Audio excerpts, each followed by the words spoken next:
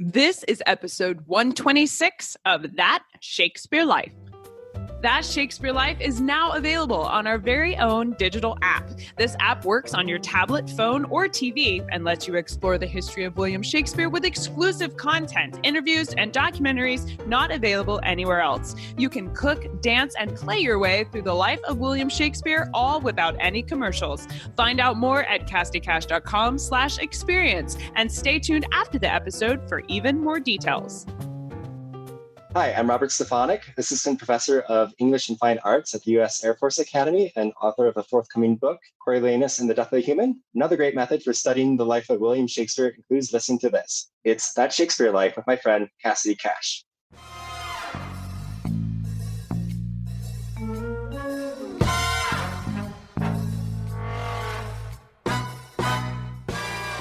There'll be that great long strip of paper. It will have had a bit of wood on one end and a bit of wood on the other, and it will have been rolled around each of them.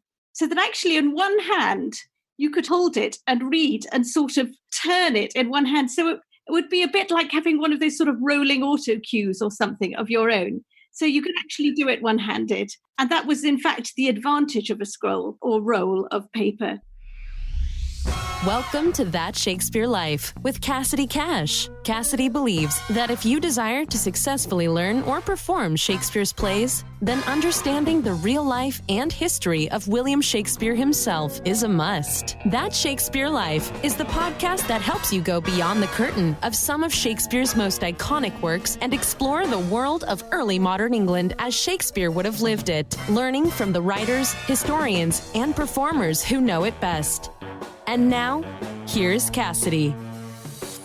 Inside Tiffany Stern's book titled Shakespeare in Parts, which she co-authored with Simon Palfrey, there's a picture of a piece of paper captioned, quote, "The part of Orlando from Robert Greene's Orlando Furioso," end quote, from the 1590s. The image represents the historical reality that for Shakespeare, plays were always distributed in parts, meaning a single actor would have had a copy of what his character was supposed to say, but when he was on stage to perform those lines, he would be hearing the words of his fellow characters, often for the first time, generating, as you might expect, some pretty dramatic responses from the players themselves. This image of the lines for Robert Greene's Orlando is additionally fascinating because not only is it handwritten in ink on paper instead of printed with type press letters the way we find plays inside the First Folio, for example, but aside from some lines across the page periodically to indicate a separation between spoken lines, there isn't anything else on the page at all. It surprises me, quite honestly, because visually, the 16th century script looks totally different from modern play scripts. So why is the script written in a single part instead of having everyone's lines all together? Is this the way players acted in the theater, everyone in their own part, instead of bringing it together as a group? Here to help us answer these questions and explore the research from her book, Shakespeare in Parts, about the history of scripts, performance, and the assumptions we make about what really happened when Shakespeare's actors performed 16th century plays, is our guest, Tiffany Stern. Tiffany Stern is a professor at the Shakespeare Institute at the University of Birmingham. She is an author, speaker, and historian. Her work combines literary criticism, theater and book history, and editing from the 16th to 18th century. Fascinated by the theatrical context that brought about plays by Shakespeare and others, several of her books and articles focus on the theatrical documents put together by authors and theatrical personnel in the process of writing and learning a play. Her projects include a book on early modern theater and popular entertainment called Playing Fair, exploring the cultural exchanges between playhouses and fairgrounds, a book on Shakespeare beyond performance, looking at the theatrical documents produced in the light of a play's performance, like ballads, chapbooks, commonplace books, noted texts, and an edition of Shakespeare's Tempest. Find links to a full list of Tiffany's works and publications, including several published works on today's topic, Shakespeare in Parts, in today's show notes. Hello, Tiffany. Welcome back to the show. So glad to have you. Hello. Lovely to be here. Thanks for inviting me. Tiffany's book shares an image of Robert Greene's Orlando, and it's a handwritten sheet of paper. And as modern theater goers, we may instinctively see something like that and envision a script as this stack of single sheets of papers. But as Tiffany's book outlines, this is not the way scripts were distributed for William Shakespeare. Tiffany writes, quote, "The remaining strips of Orlando, now separate, were clearly originally stuck together in a roll of about 18 feet in length, as wormhole evidence shows," end quote.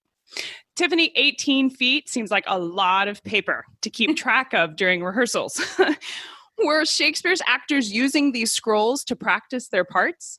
Yes. So the way we think they'll have done it is, so there'll have been that great long scroll, a long strip of paper.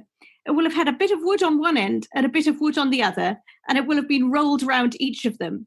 So that actually in one hand, you could hold it and read, and sort of, you could turn it in one hand. So it would be a bit like having one of those sort of rolling auto cues or something of your own. Okay. So you could actually do it one-handed. And that was, in fact, the advantage of a scroll or roll of paper. But the disadvantage is that you can't flick backwards and forwards the way you can with a booklet. And sometimes they would get their parts on booklets. So sometimes they would do that. More often they'd get them on a roll. And that would mean that they'd have to learn in sequence. And that would help with the memorization process, I think. I would expect so. That's surprising that it was more practical than it seems when you think of a scroll. But I would like to ask you about why it was in a scroll format in the first place. Why was it not separate pages? Well, as all books had to be made, you wouldn't simply buy a notebook, for instance. You would fold it and make it yourself. And presumably actors worked out what version of paper helped them most for learning their parts. So there are, in fact, some booklets. They're not uniquely in scrolls or rolls.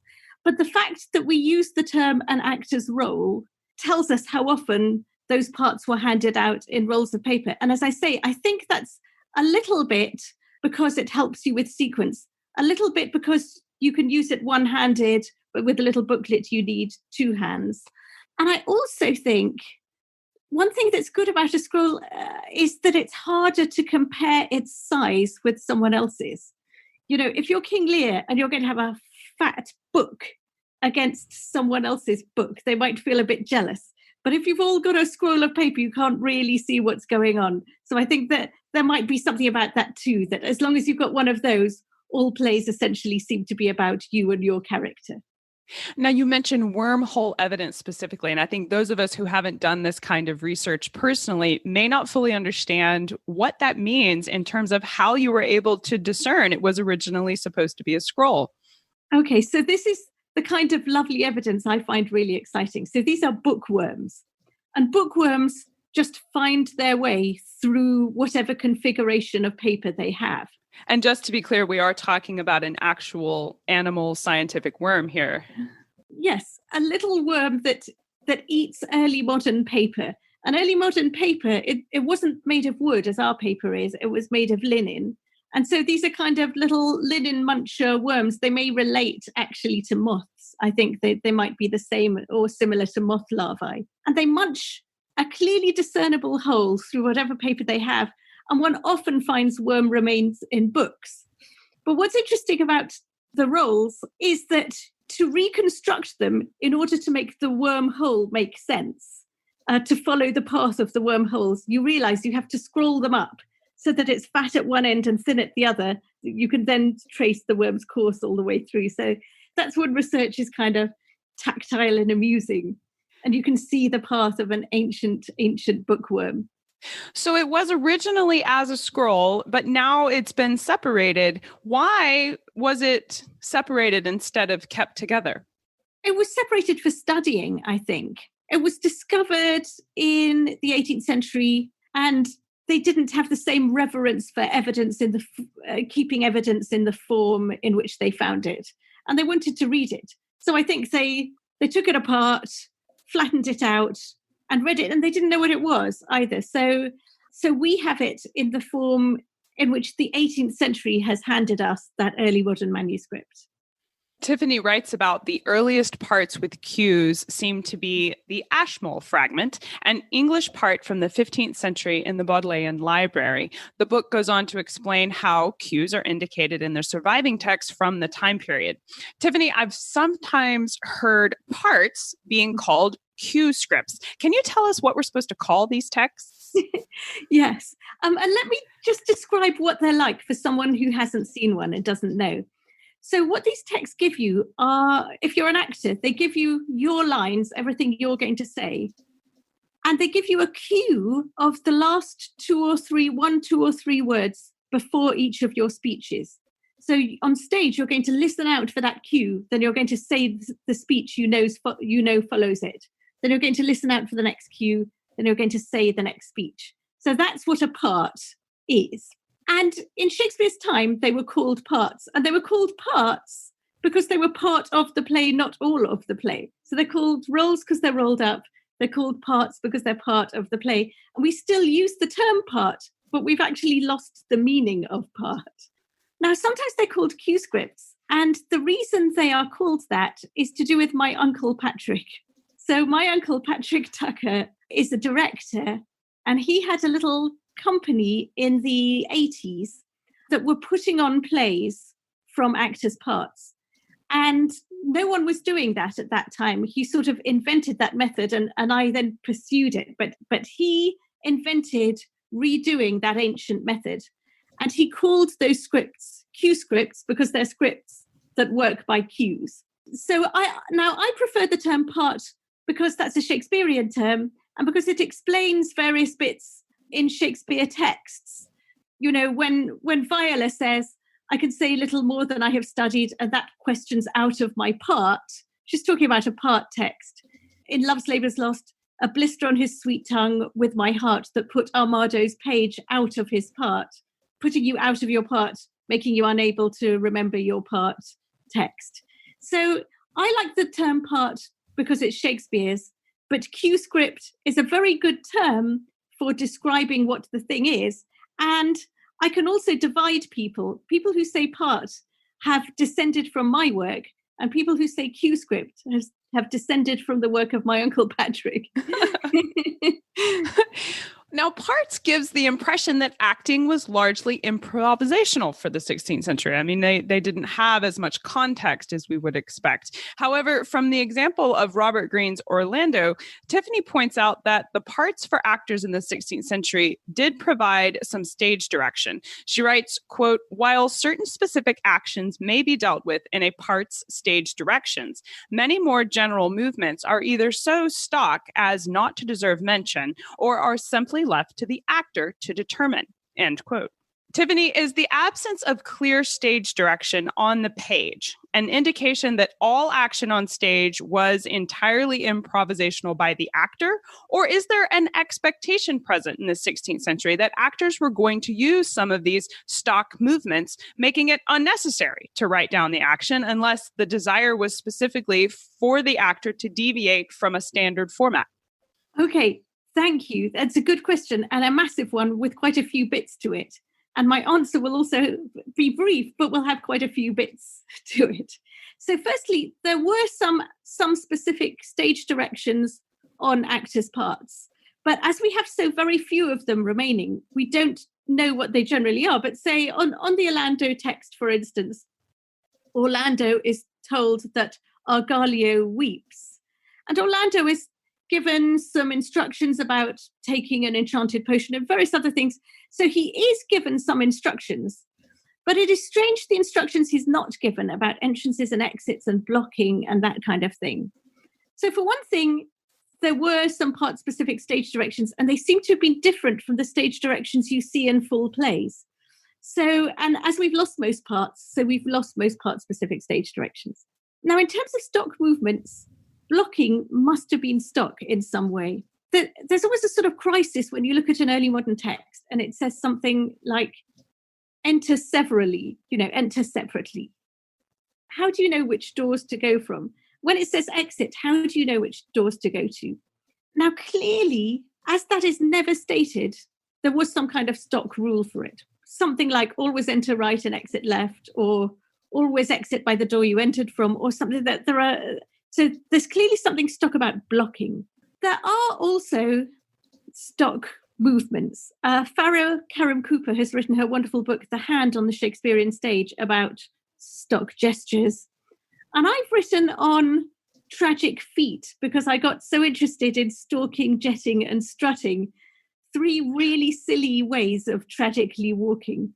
So clearly, so there's a mixture of stock blocking, stock movements, part-specific stage directions, and then one extra thing I want to say, and that is that the very term stage direction is really, really troubled. And that is because it's an 18th century term. And that 18th century term, which we now use, has made us think that all instructions in plays are stage directions, are instructions for actors. But if we take that term away, we'll see that sometimes instructions on playbooks are things like, there's a wonderful instruction by a letter in the play of the Spanish tragedy, and the instruction is red ink. And that's not a stage direction. It's not telling an actor to do anything. It's a scribe direction. It's telling a scribe to write out the letter in red ink so it looks like it's written in blood, which it's meant to be in the play. And some things that we would call stage directions are really clearly directions for a reader. They are reader directions. So actually, stage direction is a troubled and difficult term, an 18th century term that has hidden those many different things that those notices in plays are. That's slightly different from what was going on in parts. Part-specific stage directions are definitely stage directions and also stock movements. So sorry to give such a convoluted answer, but I wanted to deal with stage directions as well. Are these unwritten stage directions one reason why it mattered to designate his plays as histories, tragedies, or comedies? In addition to indicating whether or not everyone dies at the end, were these categories also useful to the actors themselves for determining which set of these stock movements they need to use in performance? I mean, you mentioned tragic feat, like there's certain steps involved in a tragedy that might not be there for a comedy. Is that the case? There were certain genre-specific staging issues. Tragic walking, there was a tragic way of speaking in a tragic tone or a tragic key. And there were some tragic curtains. If you had your black curtains up, you were indicating genre. Nevertheless, my answer is a kind of a yes and no type answer. So yes, sometimes... Those are the most fun. I know. Sometimes you would act in a genre-specific way. But we should also remember that there are plays like Richard III, which when published in a quarto is called a tragedy, but when published in the folio is called a history. So some of those genres were strangely changeable, which is to say that if you decided that genre was important, you would get your actors to do the genre-specific acting. But if genre wasn't the leading thing about your play, then you wouldn't. So it sounds a lot like method acting today. Sometimes they do it and sometimes they don't. Sometimes they do it and sometimes they don't. Yes, indeed. I think what's different in general about acting of that time is that you were acting, you weren't trying actually to have the emotions in quite the same way. You were performing having the emotions, and your goal was not realism. Your goal was art and therefore artifice. So shifting to the meter just a little bit, if you study Shakespeare's most famous meter, iambic pentameter, you can have a great deal of fun examining places in Shakespeare's plays where the characters literally finish each other's sentences, and they're rhyming sentences. That is, where one character will pick up another character's iambic pentameter. Tiffany, if characters are supposed to act off one another, like we see in Much Ado About Nothing or even in Macbeth, where there's a precision to the timing of spoken words between characters, right down to the very syllable. How is it possible to accomplish this precision when actors only had their own scripts and couldn't be certain of when another character was going to speak or of what they would say when they did speak? Well, so actually it was very, very easy because in those days, verse was really heftily pronounced like verse. It's not like these days where we're trying to be naturalistic and we're slightly muddying over the difference between verse and prose. They were thumping out their verse. So you'd absolutely know if someone is speaking verse, you'd have your cue, which is also in verse, and you'd have what's clearly a half line in verse before. And so it would be very obvious to you that you're receiving a half line and completing it. So that's one thing. One thing is you'd utterly hear the verse, the audience would hear the verse, would be radically different from prose. Another thing is that actors would help one another. So if you know you've got to speak and speak and speak and then give half a verse line, you would be handing it out and waiting for someone who'd go, aha, my cue, and then receive and give the other half. So I actually think what you would see with two actors acting in that way is something with precision and timing that's very beautiful, that's like ballet or an acrobatics or something. And once again, as with hearing the verse, that's a moment for seeing the craft and the artifice and possibly hearing the wonderful tragic tone in which they're speaking. So, you know, when you were seeing an early modern actor, you were seeing someone do something that you couldn't do because you weren't trained. Whereas with acting these days, it's a bit, you're trying to perform as though anyone could do this, my next door neighbor could do this. But in those days, acting had a different feel. It was an art, and it was meant to be beautiful, and it was not meant to be realistic. Tiffany writes, quote, "We are accustomed to thinking of actors being made for parts. In the early modern theater, it was more common for parts to be made for actors," end quote. Tiffany, immediately I think of Will Kemp and the clown figure in Shakespeare's plays, or even of Richard Burbage and King Lear. If these characters were written specifically for these actors, many of whom, as your book points out, Shakespeare himself had been friends and colleagues with for 30 years, can we assume some of the attributes of the characters, like Lear or the clown in Shakespeare's plays, or at least partially biographical commentary on the actors who played those parts? That's an interesting question. Actually, I doubt it. I doubt a part would refer to the biography of the actor, but I think what a part would certainly refer to are the skills, the performance skills of that actor.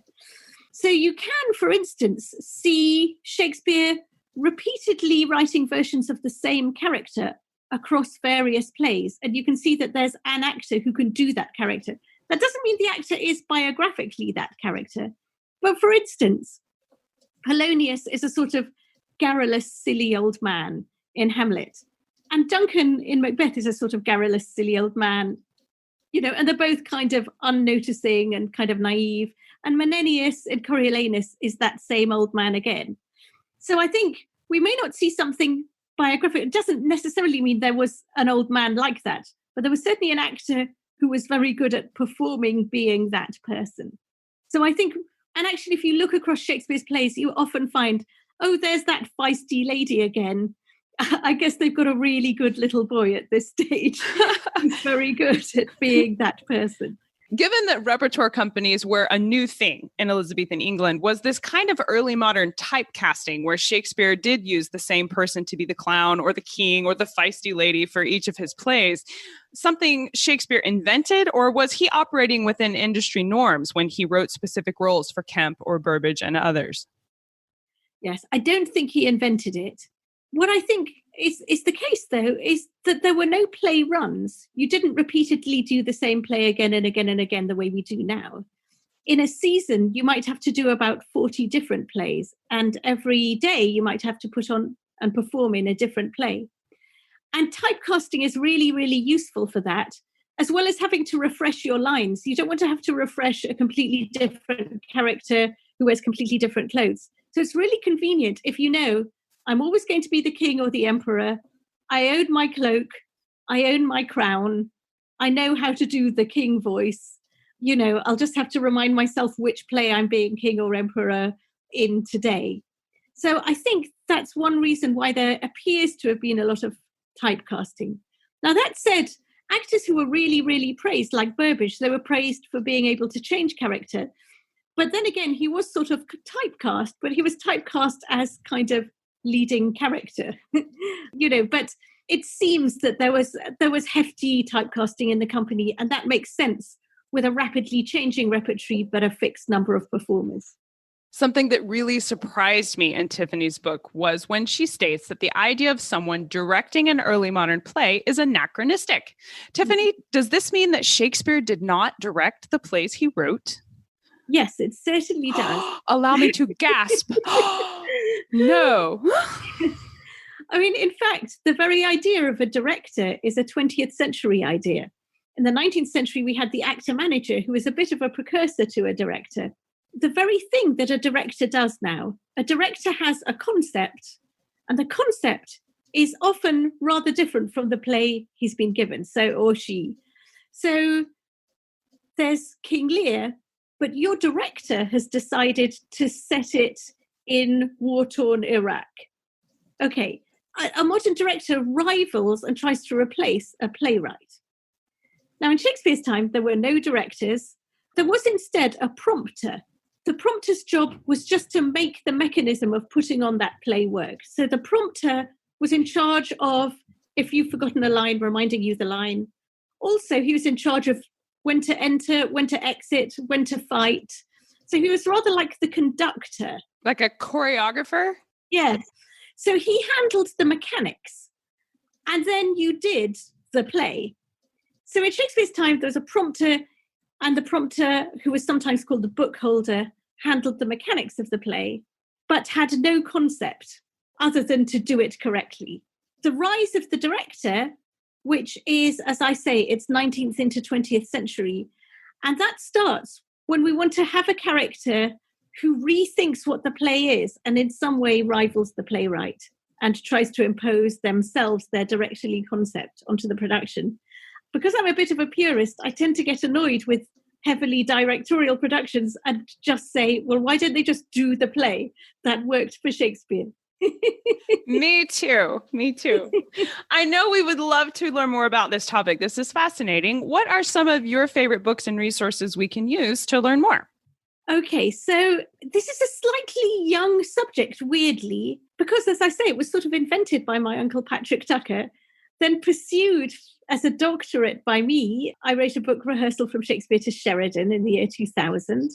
Then I wrote Making Shakespeare in 2004, Documents of Performance in 2009, and this book with Simon Palfrey in 2007. So there's a little block of stuff written by me, which often deals with acting from parts. Then there have been some wonderful recent books by other people. As I say, they're recent because it's a young field. So Paul Menzer's Cues, and Remembered Texts, 2008, which is specifically on the 3 texts of Hamlet and what we can learn about them by thinking of them in terms of actors' parts. That's a tremendous book. Another, James J. Marino's Owning William Shakespeare, 2011.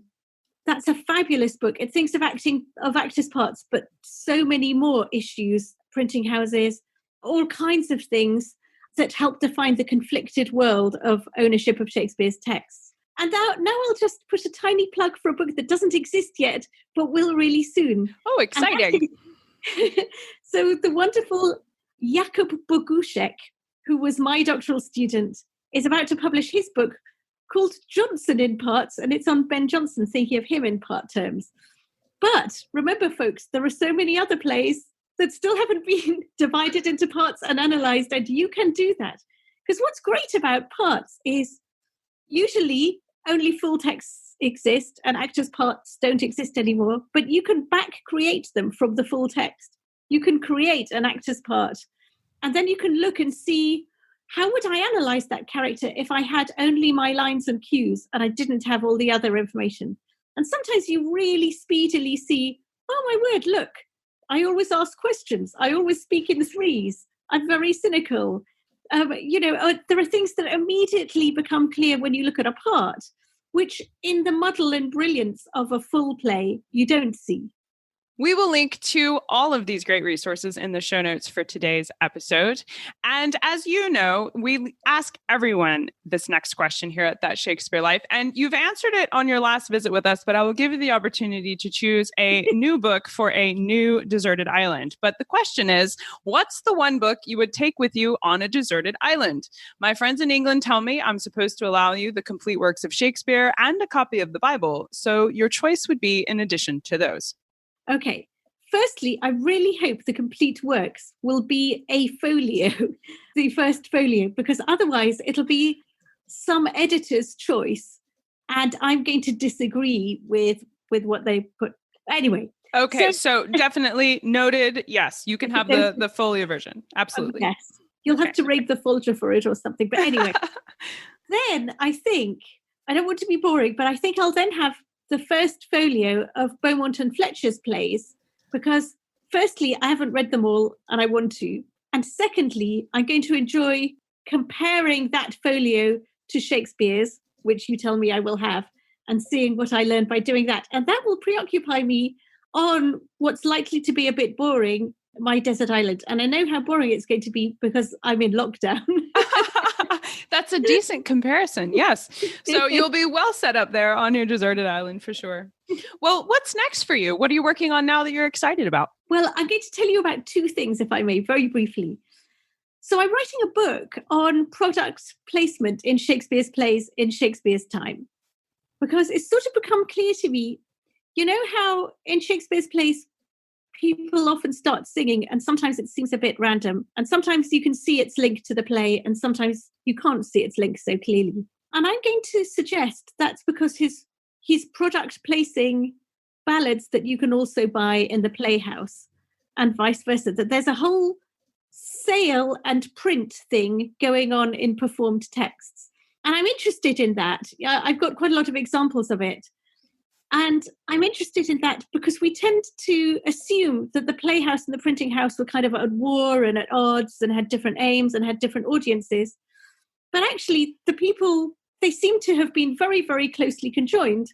And this explains why the Folio, that big book of Shakespeare's texts, has something at the very beginning from the actors, Hemmings and Condell, saying, look, buy this book. I mean, whatever you're going to do, buy this book. You know, actors are promoting print and they're promoting print sales. And I think that's because the theatre always did. So that is the book I'm writing. But while in lockdown, I have also been thinking a lot. I don't want to think about plague too much. That's sad. So I'm thinking, insofar as Shakespeare was often at home and maybe sometimes in something a bit like a kind of lockdown, you know, how will our lockdown preoccupations have compared to his lockdown preoccupations? And I'm just putting together what might be some articles, but maybe even some little podcasts or something about Shakespeare's toilet paper, Shakespeare's sweatpants, you know, what casual clothes might you wear at home, Shakespeare's pop music, you know, our things for then. And I've got quite interested. I'm certainly, my students will tell you, I'm maybe a little bit over interested in lavatory paper, just because I think it's become clear to me that so many of his drafts and letters and everything else ended up down the loo. That is so funny because I just completed an episode on Shakespeare's toilet, like to find out what that was like. So that's amazing. I know personally, I'm very looking forward to seeing what your research turns up for that. Tiffany Stern, thank you so much for being here and for talking with us today. This has been delightful. Lovely to talk to you. Thank you. Are you ready to learn more?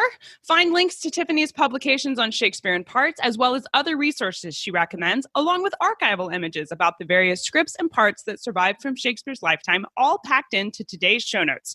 Find all these things and more at CassidyCash.com/episode 126. That's CassidyCash.com/EP126. How would you like to see the video of this week's interview? You can watch this interview as well as other exclusive interviews not available anywhere else right inside That Shakespeare Life app.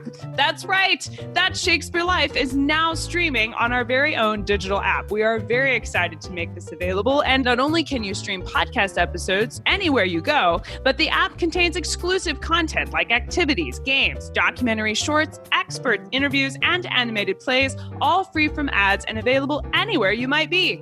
You can learn Shakespeare's history from the experts who know him best while you're in the carpool line, cooking dinner, or even while you're working out. Take Shakespeare history with you wherever you go, all without any commercials. Download the app now at CassidyCash.com/experience. That's CassidyCash.com/experience. That's it for this week. Thank you for listening. I'm Cassidy Cash, and I hope you learned something new about the Bard. I'll see you next week. Bye-bye. Thank you for listening to That Shakespeare Life. As always, the best conversations happen after the episode over at CassidyCash.com. Become a part of a vibrant Shakespeare conversation by adding your voice over at the website. Until next time, remember, when you want to know William Shakespeare, you have to go behind the curtain and into That Shakespeare Life.